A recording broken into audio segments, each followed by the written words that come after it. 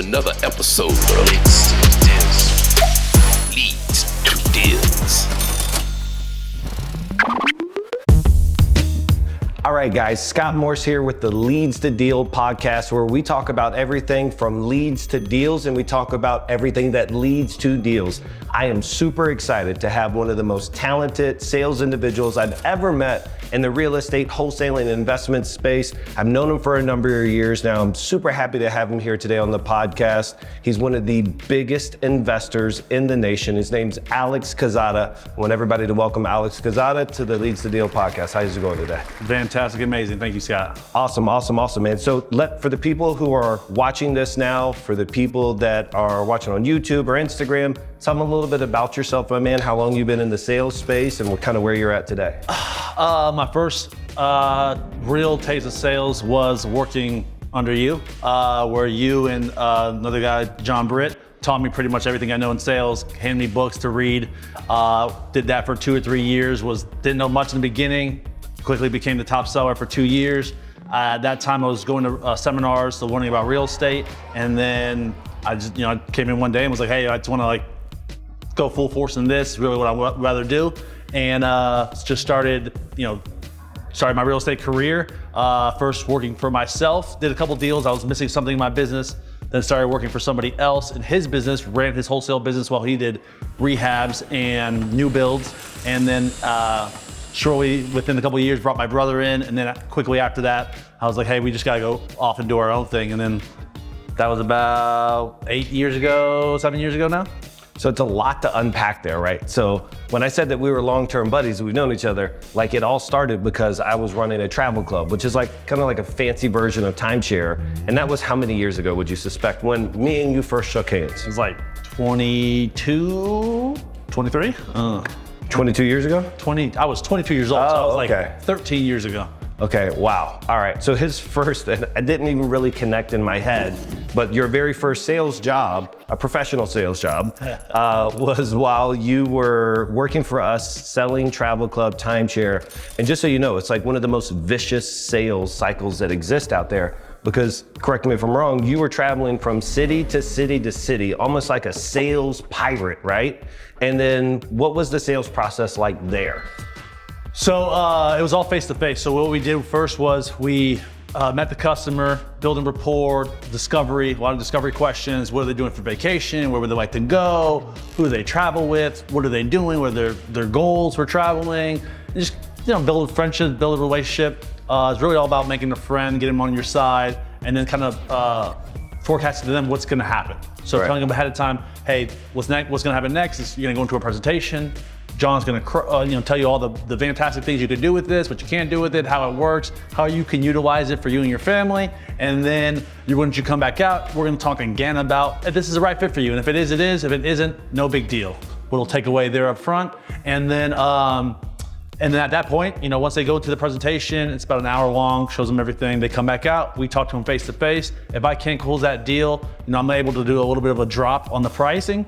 And if not, that's when I would bring in you or John or Stanley or whoever else was on our team to do a takeover. Yeah, and so for me, I think every time you see a radio ad or a TV ad or something, they're like, come to this local hotel for XYZ.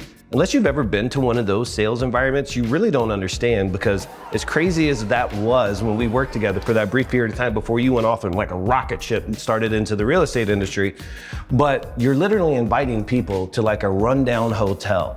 I mean, like a Holiday Inn or a Courtyard Marriott, not even a nice Marriott, a Courtyard Marriott. And before a sleep-in hotel, right?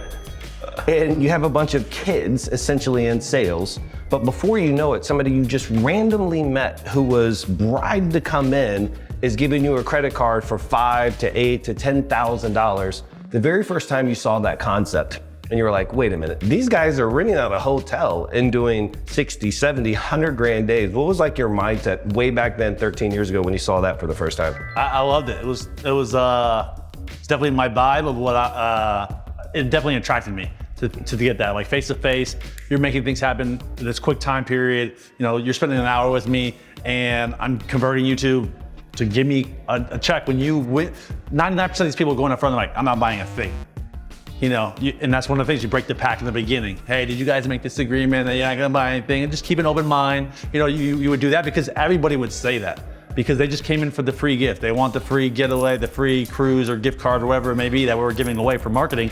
And so they came in really like guarded and defenses up. So it's really just building rapport in the beginning, but it is crazy.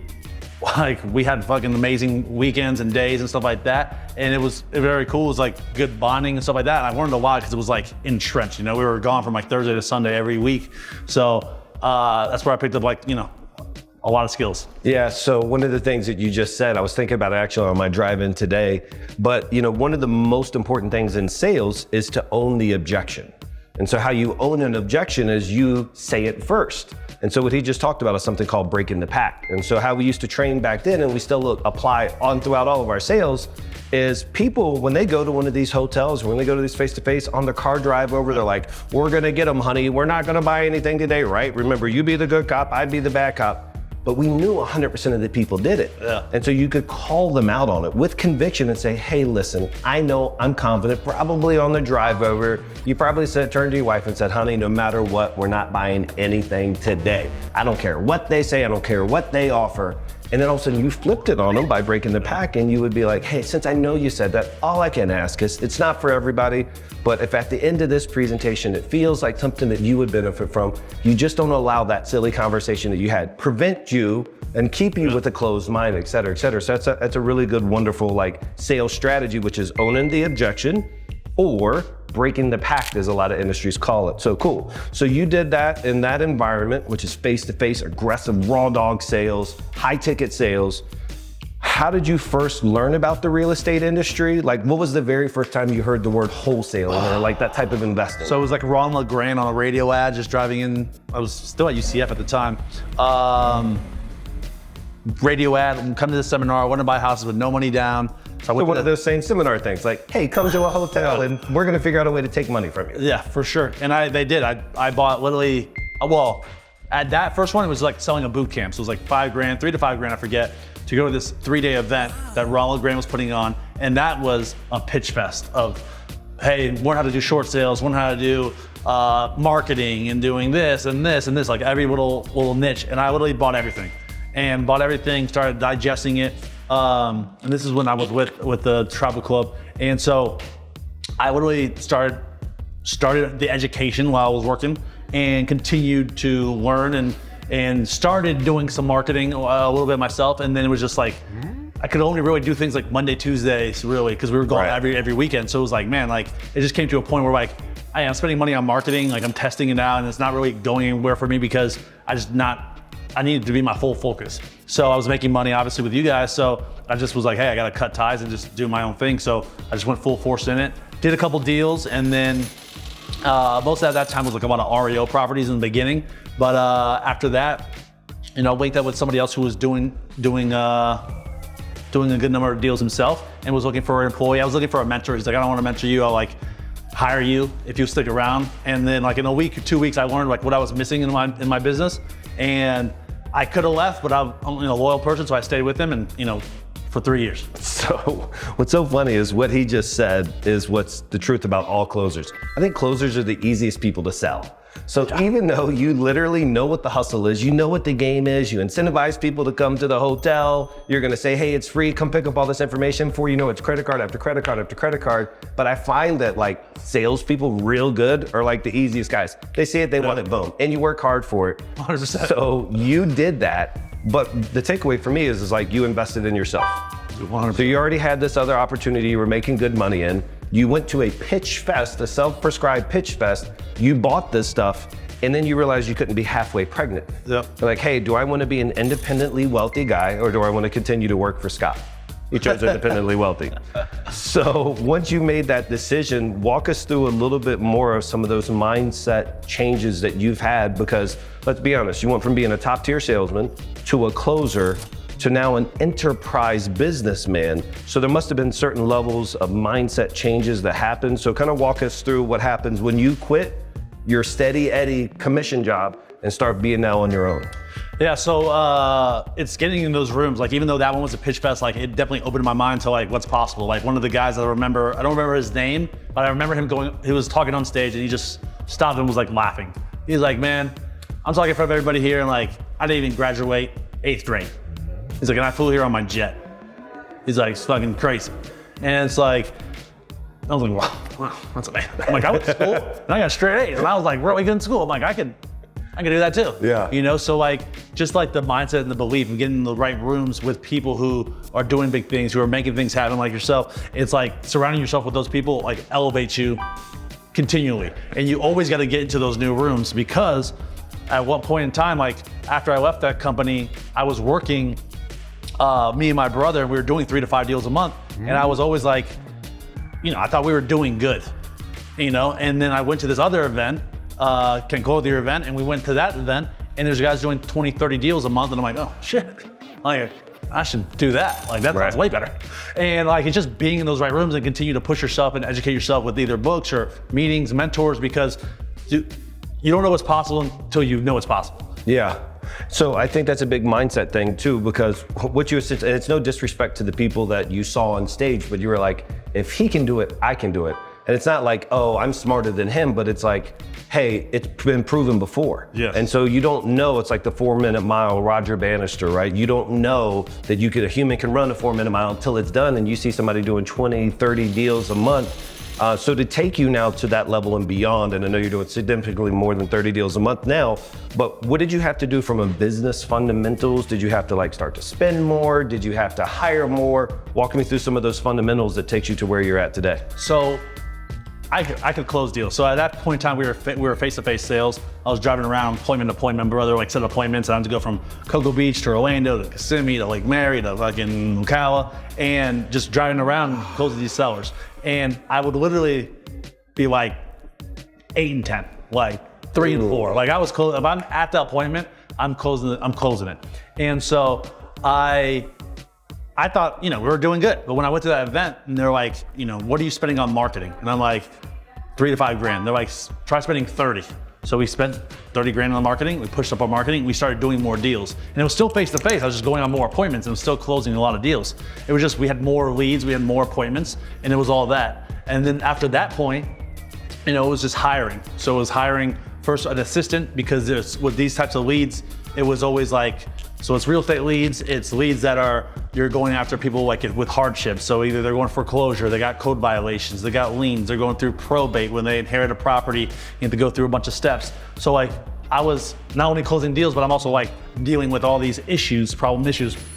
So my first hire was like an assistant to help handle some of this legwork and the little menial tasks. And then after that was an acquisition agent. And then from that point, it was just literally hiring more people. So in this business, really, it's for everybody, it's marketing, sales, converting the leads. So you need to make sure you get leads in, you can convert the leads, and then it's just people, having more people to continue to grow and scale your business. So it's also, like you said, those seeds that you watered and then grow into monster force came from being in the right rooms and kind of hearing the right things. Because when the light bulb must have clicked when you were like, oh, I'm spending 3 to 5, and the guy you wanted to be like is say, I'm spending 30 to 50. Did you have the capital to do that at that stage? Did you have to borrow money? Like, how did you make that immediate jump from 3 to 30? Platinum Amex.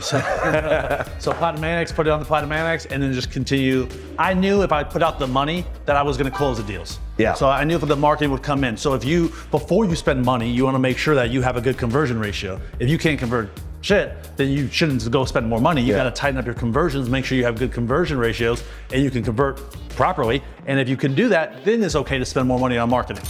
And then, even along the points of way of hiring more people and who to know to hire next, being in masterminds and hiring coaches is what told me to go to the next steps. Like right now I'm in like 3 or 4 masterminds, 3 masterminds, about to join a 4th mastermind.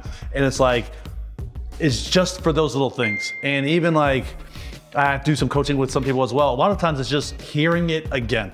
Like you got so much going on and it's just like, I know what to do. And it's just like, I'm in this group and this guy's saying, this is his issue. And they say, oh, this is what I did. Like, oh shit, I knew that. I just haven't done that yet. I didn't implement that. That was in my notes. I haven't done that.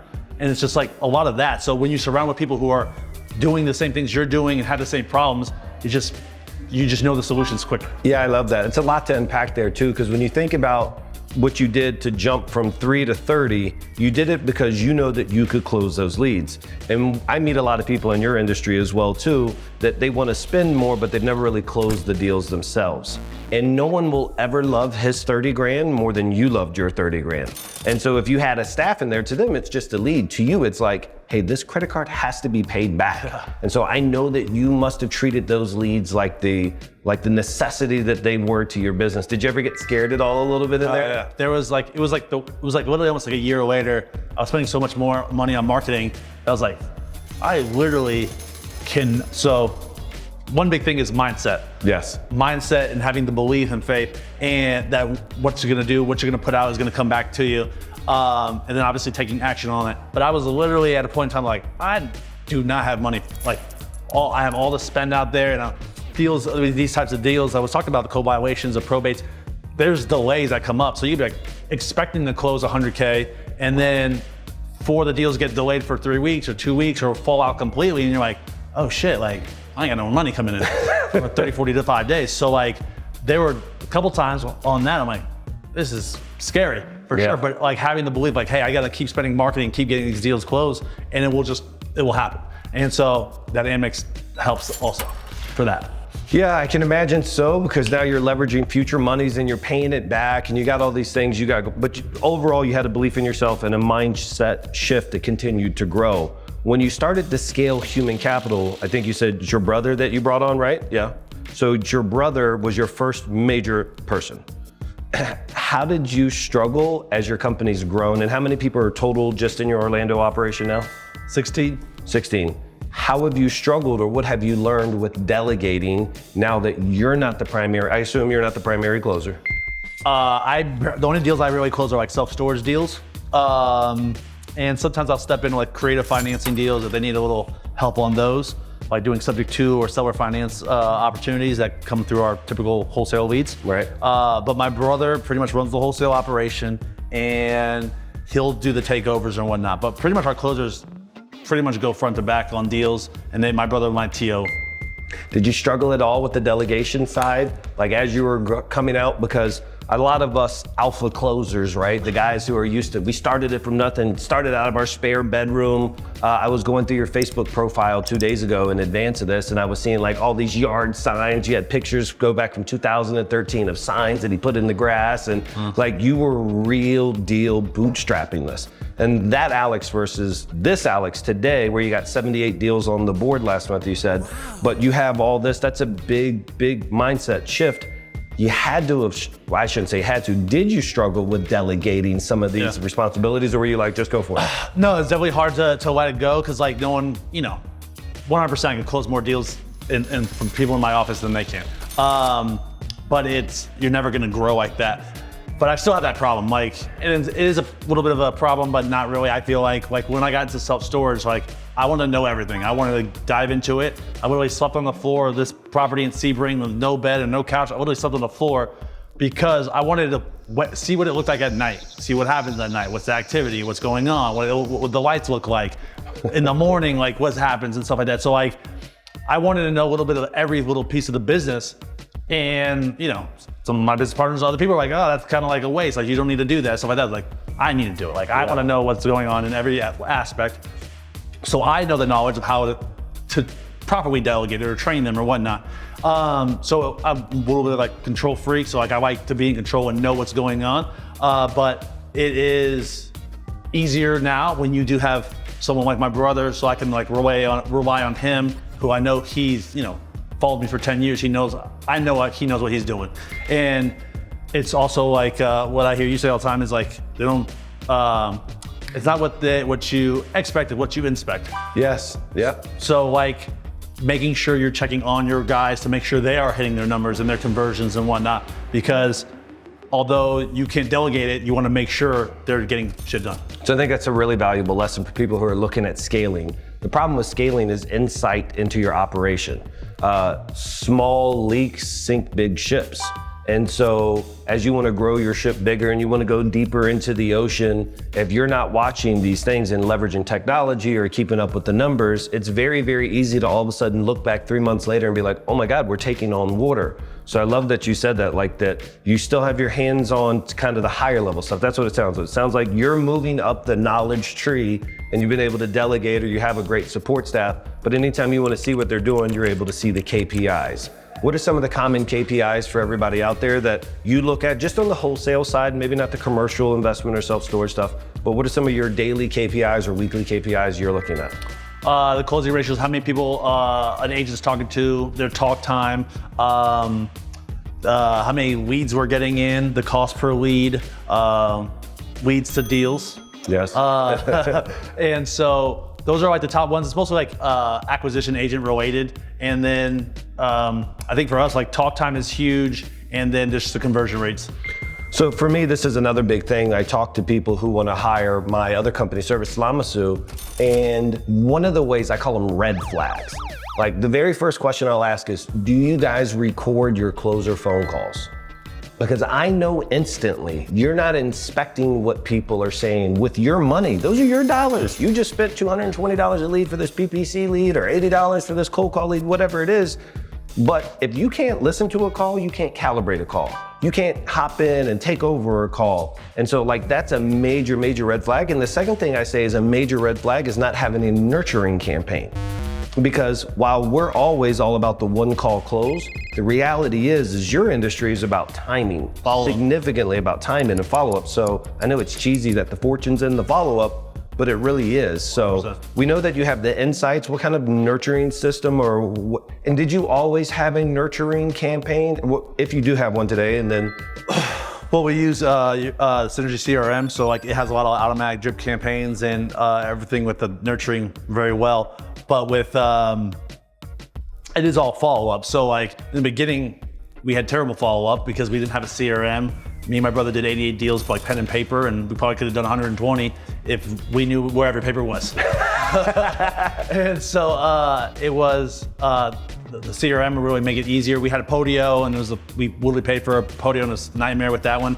But with the Synergy CRM, it's fire, and it makes it very easy to make sure you don't let leads fall through the cracks. And so that's the how we make sure we don't miss leads. Yeah, cool. So again, to put into perspective, he originally didn't have something that had a really good nurture follow-up. Now you do have something that has nurturing follow-up. That's great. I just saw, because you asked to use one of my boardrooms in the other office, I just saw you come out of a coaching call with a student. I assume it's a student. It's a paid student. It wasn't a free. Yep, it was a one-on-one paid student. Coaching call was our first call with the guy. When you left out of that call, and I'm sure they'll see this, so but I want to still talk transparent. When you left out of that call, did you say, man, he's got to work more on the foundation, or he's working on the walls to the house? So he's kind of like just really starting a little bit. He's been in wholesaling, he's flipping stuff like that, but really on the wholesale side, all he did was disposition properties, and his actually fathered disposition of a bunch of properties for me for many years. Like he sold properties for me. And so they got an operation starting in Puerto Rico, and then I was trying to get Orlando growing because I'm in that market also. And so they have the knowledge, and they have buyers, which is strong. And I just really told them, like, hey man, like for the first call, I'm like, really go back to your buyers. Obviously the market's changing, find out exactly what they're buying, what they're looking for, and then you can pivot your marketing towards that. So you're not doing so broad, you can really target into what they're looking for. And so I think they'll be good. They're solid guys. So they had some questions about like cold calling and things like that, and how they could set up their own kind of staff in Cancun.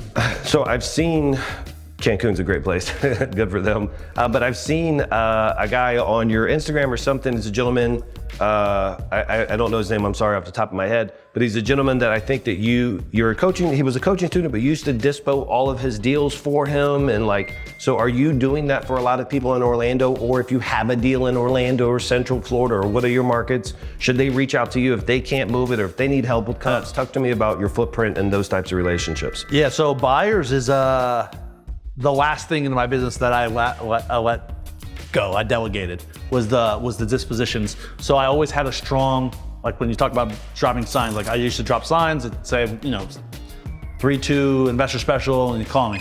in certain areas, and I would build buyers lists. And so I would just build relationships with these buyers from that, and then going to a lot of networking events. So, and then selling good deals.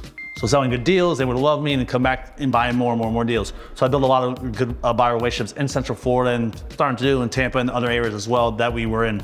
And so speaking at certain like networking events, people have come up to me and asked more, advice on how to get started and things like that. So a lot of times in the beginning, I put a lot more of my effort, my time and effort with them, and would like go on appointments with them and help them negotiate a deal. They can see what happens, what to say and how to overcome objections. And then we would lock up the deal together and we would split it 50-50. And for about 18 months, me and this one gentleman, for 18 months, he brought leads to me. I'd close them. I'd help him close. I'd go on appointments with them. He'd do it himself, and he'd just come back to me for underwriting, comping, things like that. And we split deals 50-50 for about a year and a half, and I think we split like $300K in a year and a half. I didn't pay any marketing, total profit for me, just my time and effort. So it's a great strategy. So if you're already wholesaling out there, there's going to be the youth out there, or the people that are just getting started that really need help, and having that trusted confidant, somebody that they can mirror, somebody that they could go to for help. It's a great way to make an extra. It was 150 to you, right? 150 to me, and it was free, and it was easy. Like, he would bring me deals. I just send out an email. I'm like, oh, I know who this is for. I know who would buy this at this price, and it's very easy. So like when you have that knowledge, and it took me a long time to get that knowledge and network and buyers list and things like that. So like if you have that in your community, then you can just start like little pop-up, meetups and teach people a little bit about acquisitions, have them go out for you, go get deals for you, and bring it back, and you split them 50-50. It makes it easy for them, makes it easy for you. It's free money, essentially. Free money. Everybody should like that. All right, cool. So before we talk about self-storage, because I think that's a big thing. I know that where you're at in self-storage, like if you just did 78 wholesale deals under contract last month, and we'll talk about how many you're doing in self-storage, where you were at 2 years ago in self-storage, just looking in a comparison, it's gonna be a rocket ship. Like I just know you well enough by now. But I wanna talk full disclosure about how I even found out about the real estate investment wholesaling industry. And so about 2.5 years ago, he invited me to a conference in Tampa hosted by Rafael Vargas. Super cool guy. I like the guy. A lot. I think he's a super talented young man. But what he kept on saying to me, what Alex would say to me is, hey, listen, you already got this massive call center in South Florida. If you'll just insert this product into your call center ecosystem, you'll murder it. And that's really, for me, the whole point of this podcast, is for people to understand that the fundamentals are the fundamentals, man. It doesn't matter what the product is. You still have the same 5-step sales process, 6 depending on the industry, but you still gotta go through the process. You still gotta have that mindset shift. You still have to believe in yourself. You still gotta spend money on marketing. You still gotta be creative and be aggressive, and to be the difference between being a closer for somebody or being your own boss and kind of scaling. So when you think about whether it was Raf or Kent, or because you mentioned Kent Clothier or any of these other guys, what are some of the big nuggets that you've taken, or who are you actively in? Like, how are you continuing your education with these guys? So Kent's meeting was the one that did like the 20 to 30 deals and got me exploding. I was and then Kent I was like in Kent ever first mastermind, like even before I was doing 3 to 5 deals a month myself, when I was working for somebody else. But so I know him for a long time. I'm in his mastermind. I'm in a self-storage mastermind specific to self-storage, about to join CG. And then I'm in like another one. I'm in a Pace Morby group with creative financing. So I'm just like, I knew creative financing. I did a bunch of deals before even Pace came on the market, but like, I just wanted to know the way he's doing it, what's different from him. And there's always people like, there's new people in the market come out who've been doing deals for a year, maybe do 2 or 3 deals a month, and they put out some kind of course.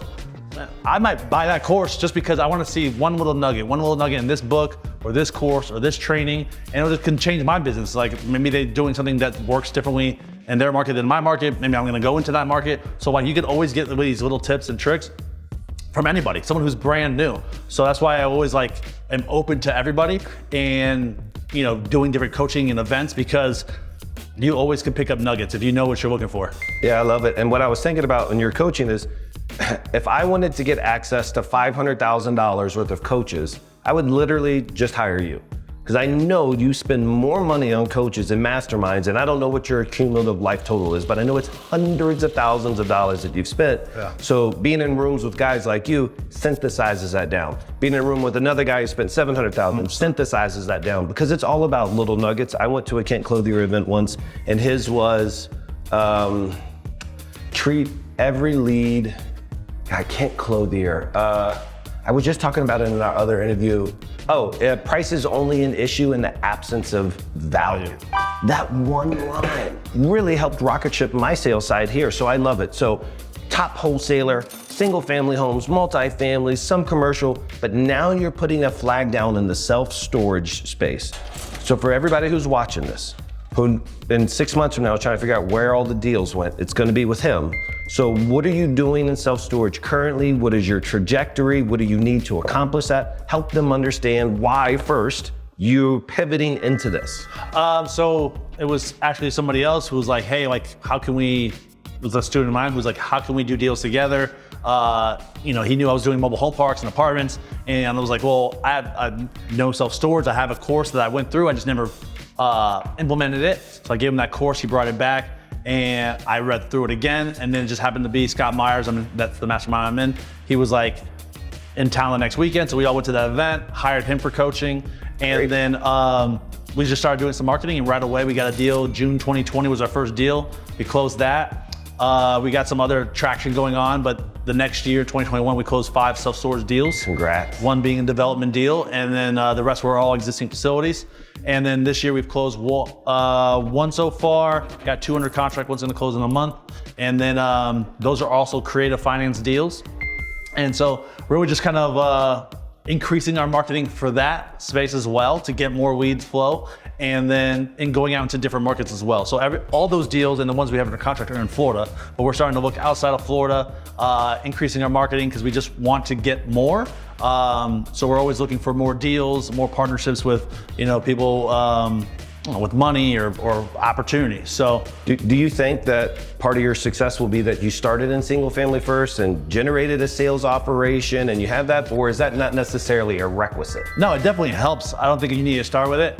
Honestly, if I went back, and people ask me some of this, sometimes it's like, if I went back, I would have I wish I started with self-storage or multifamily or something bigger and gone bigger. I would have been way more ahead than I am right now.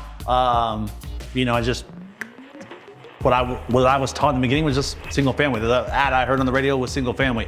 So if I heard an ad on the radio for self-storage before, I might have $1 billion in their assets already.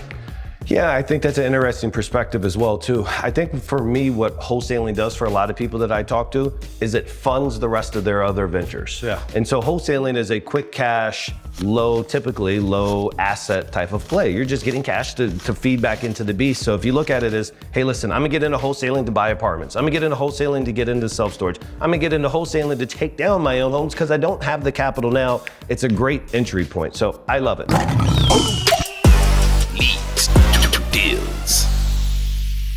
All right, cool. So now to the favorite part of my podcast. We're gonna talk about 2 separate sales strategies, and then I just wanna hear one crazy story, something that's happened in the sales world that when you think about it, you're like, wow, that was insane.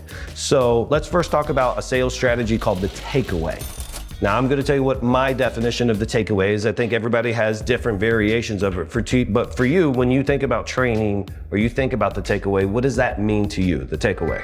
So it's like showing two things. The way we do it in our wholesale office is 2 things. Kind of do it up front, being like, hey, we have to qualify you, and it's almost like a little bit like you have to earn. We just don't make offers to everybody. We gotta make sure it's a right fit. So there's a little bit of takeaway there, not too much. Takeaway is best when they're really on the fence of hey, I'm not sure if we should do this or not. And the takeaway is strong there. And one of the way we do it there is hey, we have limited funds. We can't buy every house. We need a decision today. We might only give them 24 hours to get back to us with a yes or no. So we pull the takeaway to really if they're on the edge. And we're like, hey, if you don't make a decision today, it's not for you, completely understand. We have other people who are ready to move forward. We have limited funds. we need to allocate this money before the end of the month. The quarter's about to end. And if we don't use these funds, they're gonna go away. So if you're not interested, I completely understand, Ms. Smith, but we're gonna move on to the next person. And it was like, oh wait, like I am interested. I just gotta talk to my husband or check with my wife or whatever. And so it just, the fear of loss is greater than the joy of gain or the love of gain. And so that is, I think, one of the strongest, that's my favorite closing strategies is a takeaway. Yeah, that's great. I always use this in training too. It's like, I think everybody can relate to the takeaway in a bad relationship, particularly when you were the bad one. So no, it's the reality, right? All of a sudden you do something stupid and your girlfriend or whoever, let's just say a girlfriend, because I was always stupid when I was younger, but your girlfriend all of a sudden wants to break up with you. You're like, oh, you gonna break up with me? No, baby, no, because all of a sudden something that I have is being taken away, something I assume would be there is being taken away. All of a sudden you're acting, oh, baby, everything good, I'm so sorry, because people want what they can't have. Yes. And in your sales process, what I love what you just said is that you're deploying a takeaway in the beginning, because the customer is confident. I called you, there's 1,000 of you out there. I'm not gonna give you any of my property details. And then when you're like, hey, I completely understand, listen, it's not a good fit for everybody, but if you don't have 2 minutes of time to give me the details, we'll just move on to the next person, no problem. Wow. And you're saying it, I know, with a lot more wordsmith and a lot more elegance than that, but essentially you're letting them know that, no, I'm the boss. We're gonna be the ones making the decision, and if we want, this offer doesn't exist. It's the same reason when you go into a store and they have a hole in the mall. In the very back, they have every size that you could possibly imagine, but they only have a large, a small, and you need a medium. Like, I don't think we have any mediums left in stock. I'm sorry. Oh, darn, I really wanted that. Let me go see, there may be one in the back. And then all of a sudden they go back in the back, there's 70 mediums. So there's all these mental plays. And it's all a lot like with like online sales and webinar sales and those pitch fest things. It's like, hey, it's for the first 10 people, you'll get this extra bonus. Or if you buy it at night, it expires at midnight, things like that. So it's takeaways in every kind of business. In sales, it's used a lot, but it works. I can't believe the countdown clock is still a thing on websites. Do you know what I mean? Like, I feel like we've been using the countdown clock on websites for long enough to everybody know that just always resets when you refresh the page, but that's the takeaway. All right, cool. Second thing, and then we'll start winding this down, voice inflections. So it's kind of a strategy, right? But so when you go to train your agents on how to properly use voice inflections or what voice inflections are, what does that mean to you?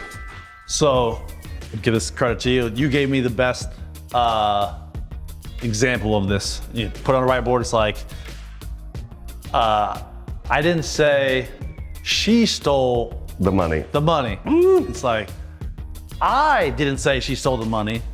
I didn't say she stole the money. It's just the way you word things of like what gives it the most meaning. Yes. So like, I love that training that you did with that, and I'm sure you should probably display it one day, but it is amazing. So like, it's just the way you talk to people, and also like tonality too. Like, so what we tell our people to do is like match tonality, and I've seen you good with this too.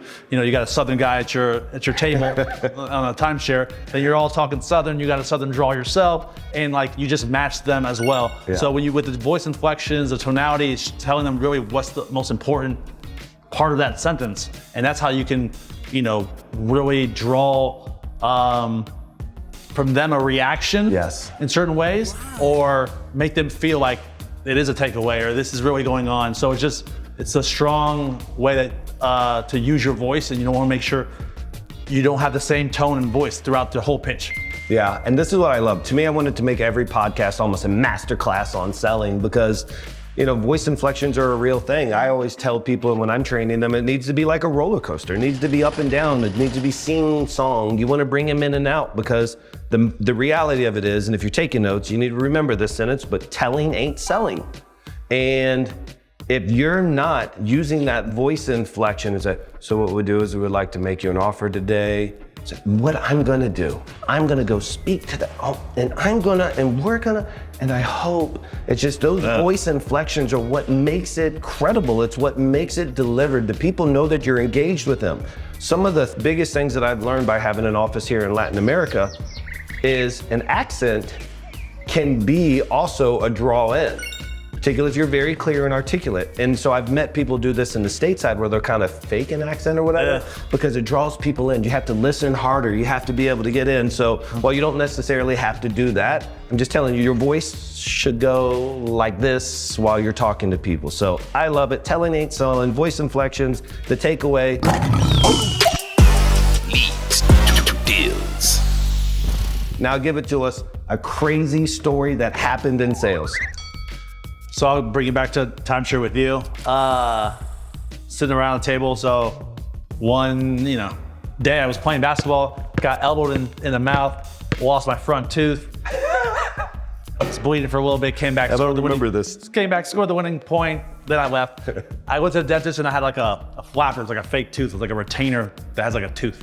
And so we would go out of town on the weekends and I had this thing for way too long. And it was kind of like loose. So I would be pitching, I literally had to like push it up, keep pushing it up so like it would stay. And I was on a pitch or whatever, and like my tooth fell out, like when I'm talking. And so hold on, let's set the stage. You're in one of these hotels. Yeah, the pitch is done, just like this. We're like right across from each other, and I'm talking to this person, and I'm just talking, and my little tooth just falls out. And I think it was like John came by or whatever, but like it brought commonality, because the guy had like a fake tooth before. He's like, oh, I had a fake tooth too. And so we broke down on that, and then they ended up buying. Yeah. And then it was so funny because, obviously the owner, Stanley, he knew about that. Well, he found out about it. And then he would come around as a TO sometimes, and he would just come over to my table without nothing being needed. Like this wasn't needed. He would just come over like, take your tooth out for him. And I'm like, for what, Stanley? Like, what are you talking about? Shh.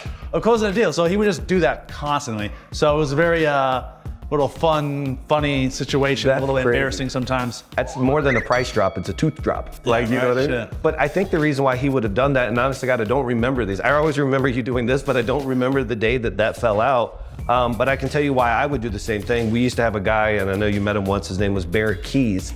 And when I worked with him well before, this was when I was in Virginia, but he would bring crutches to work. He worked perfectly fine. I mean, he walked perfectly fine. But he would literally walk around the sales floor on crutches because it would do something. Or then he would trip and fall, and he would pretend like he fell, and everybody had to pick him up. But it's just a way to break the monotony, because no matter what sales industry you're in, the people are fearful you'll take advantage of them. They think you're a super sharp shark. And so a shark typically doesn't have their tooth fall out. You know what I mean? Like, it just doesn't happen like that. You find them in the beach, but it ain't supposed to happen on the sales floor. So that's a really cool story. And it's also, I'm gonna share one, this I just remembered because of this. So when I was like 20 years old, I'm walking this couple, this is when I sold timeshare well before, and there's a water fountain. So you had to show the wall of all the, like, here's the future stuff what we're gonna build that then I don't know if they ever built, but anyways, here's all the stuff that we're gonna build. And there's a water fountain here behind me. And I lean up against the water fountain. Now, I don't know that I'm spraying water onto my butt and stuff at this thing. So I'm deep into my pitch, And so all of a sudden I felt it and I pulled back, and it looked like I'd peed the whole back of my pants. I was just covered in water in the back. And so from that day forward, I was known on the sales floor as Puddles. But that unique experience with them, they thought it was hilarious. I was in the vibe with them, but it was just one of those things where it just made them like, I'm human, you're human. Yeah. And so to take it from there, and they were like, I just can't believe that they bought. Well, they bought because they kind of felt bad, I'm sure. Like, what is this kid doing, 20 years old? It's messed up his pants for us. Yeah. But it just broke up the system. So for sure. The whole point of this for anybody who's watching is thinking about getting into sales is, it's okay to have a bad day as long as you spin it. Just spin it, put it into it. Leads to deals. So cool, Alex, I appreciate your time here. Let's have you give us, where can the people reach you at, my man? So my Instagram is at alex.theinvestor.quezada. And then my website, if you're interested in future opportunities, partnering on self-storage or other new construction, mobile home parks, apartments, things like that, it's Vault Ventures, like a bank vault.net, vaultventures.net. On there, you can also join our buyers list for wholesale opportunities, partner passively on future commercial deals, and link with me directly and see what we're working on with current projects and future events that we're speaking at coming up soon. one of the most humble guys I've met in this industry. He has every reason to have a monster ego every time he walks into one of those rooms that you go at, and he just does it. Like it blows my mind with your capacity to still always want to grow, knowing that a lot of times you're one of the sharpest and smartest people in the room, or most successful people in the room. And also I've seen a lot of people reach out to him for free help and free advice, and I think sometimes that builds a relationship in which they sign up. I know that me and him are in discussions in the near future to launch like a leads to deal collective course that we can bring some value and sales to the industry. So stay tuned for that. I couldn't be more happier to have had you on today. It's been a great conversation, and I look forward to the next time.